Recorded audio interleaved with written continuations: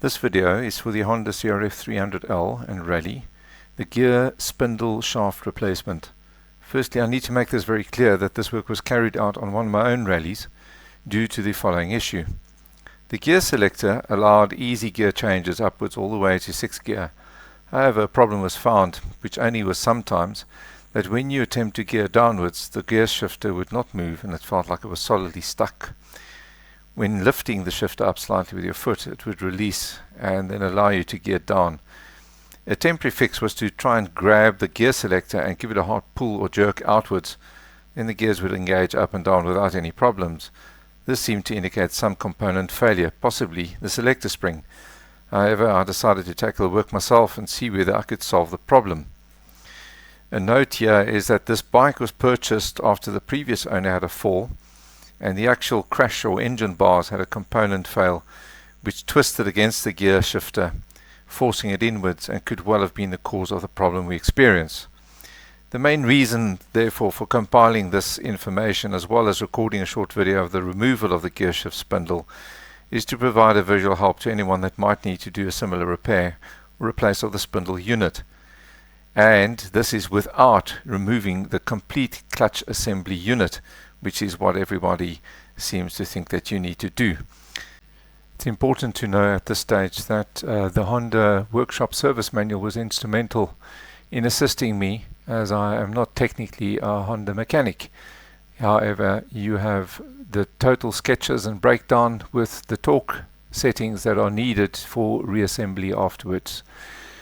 One thing that's very important is that I've washed the bike properly to ensure that there's no dirt or grime around, so that you can start with a clean and a workable canvas. After the washing, I removed the side panels of the bike to expose the components that I'll be working on, and again looked at removing the front sprocket cover and the gearshift lever.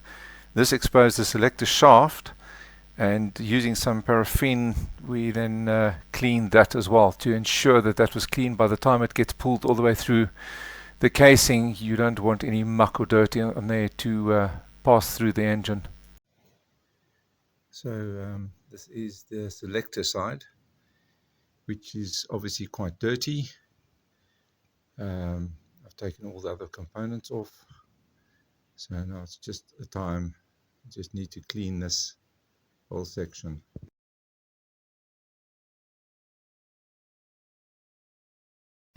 This next part is probably not needed. However, I removed the brake lever as well to ensure that there's no obstruction when I get to the point to actually remove the crankcase from that side. I didn't want anything to be in the way. The next part is removing the coolant from the radiator and the reservoir. Make sure that you have a funnel with a container to catch the coolant as it comes out. Be aware of the fact that the water pump, the bottom bolt on the water pump, will allow quite a stream to come out there, as that radiator pipe will be full of coolant still. Keep a couple of cloths handy to catch up any of the residue that goes everywhere. So just be aware of that. Place a drip tray underneath the engine, and then with a size 14 socket or spanner, remove the drain plug underneath and allow all the oil to drain out of the engine. The next part is really removing any obstruction, the little brake light switch and the clutch lever, to remove everything out of the way to allow full removal of the crankcase cover. So I've removed all the panels of the bike and cleaned everything, removed the brake lever and the switches, so the rest of the components will all be cleaned and removed before actually removing the side cover. The next part is this little water pipe, which is the interconnecting pipe between the crankcase cover and the engine block. There's going to be two little O-rings that will need to be replaced with new. You cannot reuse the old ones. Removing the crankcase cover, use a 10mm socket. Remove the 11 crankcase bolts in a crisscross pattern. Take note of the red arrow that indicates a longer bolt that fits through the top of the water pump. I used a rubber mallet to softly tap on the side of the casing, but only if the casing does not come loose by itself.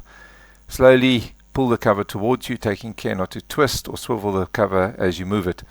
This will allow the gasket to hopefully detach, and more importantly, the water pump spline to remain lined up for ease of reassembly. There are 3 locator pins or dowels. Make sure that they are there and don't fall out. Also ensure that the clutch lever does not pull out or move in such a way as to allow the small spring shown in that inside view of the crankcase cover. That must not fall out. Make sure that remains. And this is the gear spindle shaft. This is the guy that we need to look at replacing. The exploded view show the different components. Number 9 is the shaft, 10 is the spring, 21 is the circlip, and 20 is the rubber seal that will go on the lever side on the other side of the casing that we needed to clean and make sure that there's no dirt that goes in there. That will need to be replaced as well. And these are the components that I've now ordered from Honda, which arrived. So the gasket and the shaft with all the little extras needed for the replacement. The part numbers for all the OEM components needed for the repair are indicated here. You can pause the video at this stage to be able to write them down if needed.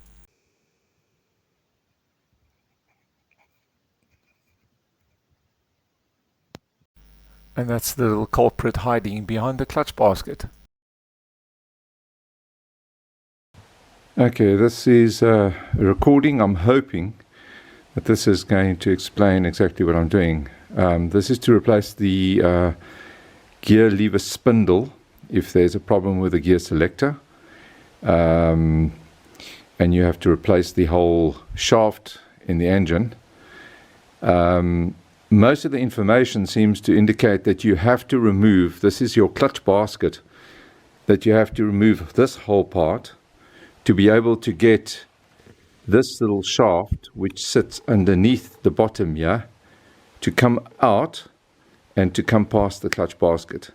So what I'm going to do now is I'm going to show you that after draining all the fluid and opening the side, I have a clear indication here that you can actually get that shaft out without having to worry about getting the clutch basket out. So the image shows the direction that you would need to twist the shaft to be able to clear the clutch basket. Okay, take 2, take 3. My fingers were in the way, so I'm trying to get this so that you can actually see what I'm doing with the shaft by moving this down and then pulling it forward, and you can see the shaft actually clearly comes all the way past the actual clutch basket. So you just keep pulling this and it comes all the way out. Just watch out at the back, there is a washer, don't lose the washer. But that is it. Then you have the whole unit out, and hopefully we can sort the issue out that this little unit had with the gear selector. I hope that makes sense, that you can actually remove the shaft without having to replace the whole or pull the clutch basket out. Now there's a lot of information showing a specific failure of the little ears on the shaft or on the selector. So basically I've now taken the shaft out and compared it to the new one, and quite interesting to see that the new one has the little ears still, whereas the shaft that came out of this bike seems to have an updated ear system, if you want to call it the selector, which are now solid. So it does not seem that the shaft has the problem that I assumed it would be. Looking at the springs though, I have put the new spring and the old spring together, and here it's very, very evident that the damage and the failure caused by the spring that at some stage got bent and did not obviously allow the return of the gear lever successfully. Unfortunately, a bit of excitement that it wasn't serious damage, just the spring. And also with my hands being full of oil, I reassembled the shaft with all the components and shoved it back in. and successful installation. So the next little clip will show the unit where it has already been mounted. Well, that's it. The shaft has been sorted and replaced. I've replaced the spring on this, as well as the seal on the other side. There was definitely damage on the spring, which was the actual cause of sometimes the gear not releasing. So at least that should be sorted now. Just a bit of a tip: as your crankcase casing is now open, right at the bottom you have your engine oil strainer. Here's an opportunity to remove it and clean it. Just follow the instruction. If you look at that little diagram at the bottom, the one side is thinner than the others. That side goes in first. Ideal opportunity to clean that at this point. Okay, so now we go back to the crankcase and also the engine side. You have possibly some remnants and residue of the gasket present. Using a thin or small blade, carefully clean the residue off both sides, taking care to not scratch it and damage it, and also cleaning out any of the residue that might fall inside the components and engine. Check the surface of the crankcase cover are clean, check that the locator pins are in place, and then carefully put your gasket onto the engine side. I actually used a small dab of engine oil on my finger and rubbed a very thin film of oil onto the casing to allow the gasket to sit against the surface. Also ensure that the small clutch spring, the clutch lever spring, is properly seated. There's a small hole on the side of the lever that one side of the spring sits in. Once it's seated, make sure that it actually has the tension that works properly. Double check your water pump key or the shaft is still aligned properly, and then carefully push your cover back onto the engine. If everything is aligned correctly, you will find the casing closing perfectly. The clutch lever should now offer resistance if correctly installed. Start replacing the engine bolt by hand, tightening them to ensure that you do not cross thread the bolts in the aluminium casing. Remember that that long bolt is the one that fits at the top mounting point of the water pump housing. Once all the bolts are seated, use your torque wrench and set it to 10 Newton meter. Now fasten the bolts again in a crisscross section to prevent distortion of the cover. I actually made a sketch of the cover, and then I numbered the bolts and I drew sort of a web across it to ensure that I have a crisscross pattern on the whole unit.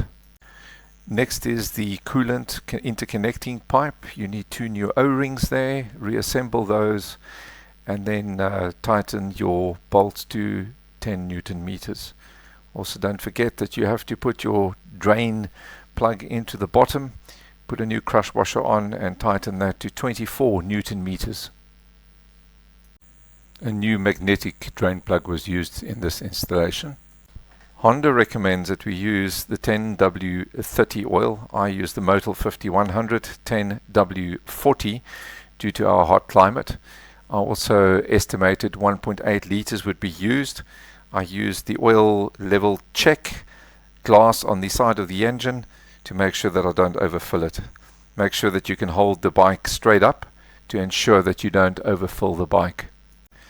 Firstly, double check that you have replaced the bolt at the bottom of the water pump and that crush washer is sufficient to actually seal the unit.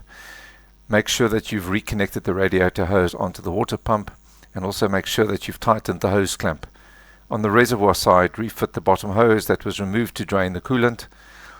Check and open your radiator cap, slowly add coolant, and you follow the service manual instructions, which basically indicates that you have to start the engine, let it idle for 2 to 3 minutes, snap your throttle 2 or 3 times to bleed air from the system.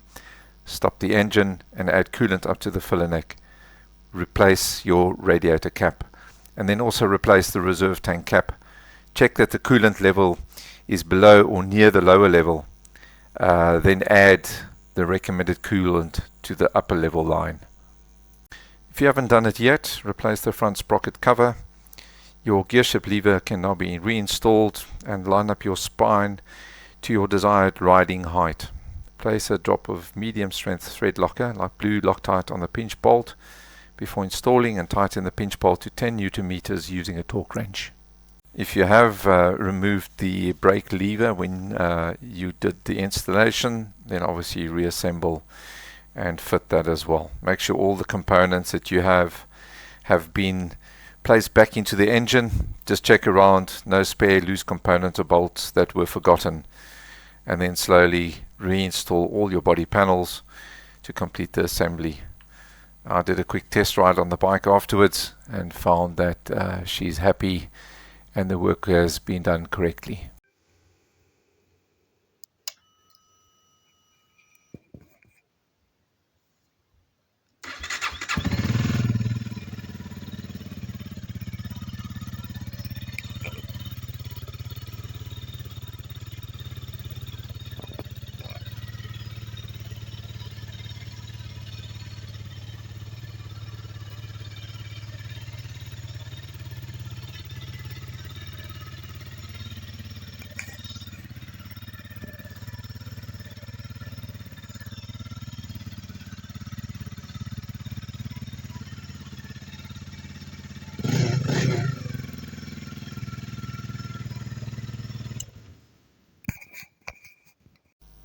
I hope that the information in this video helps you to understand to remove the gear spindle shaft without having to remove the clutch basket.